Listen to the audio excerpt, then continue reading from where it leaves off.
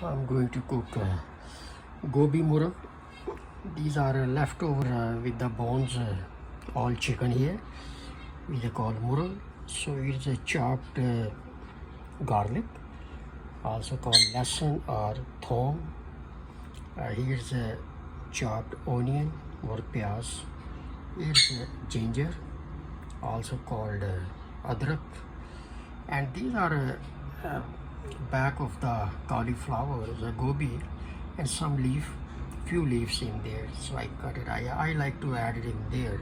So these are the stuff and the cup of water. I'm going to cook a little bit this one before I add gobi, cauliflower. These are 4 ingredients I'm adding. This garam masala is an ingredient of 10-15 ingredients actually in there. These are crushed pepper, which is red chili, crushed pepper, a surah mirch, sabut surah mirch. This is a namak, salt here.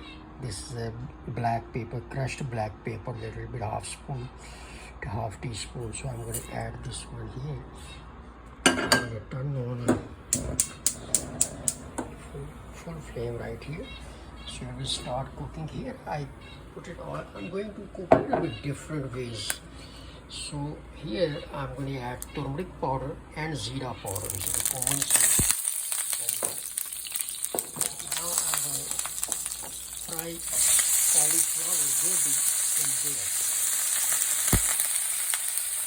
That will be a little bit fried, and I'm going to leave it outside till chicken little bit tender. Like a 50 to 20 minutes after I'm going to add. First I'm going to fry this gobi or cauliflower, and then after that I will leave it like this at least 15 minutes. So this one also I'm going to fry.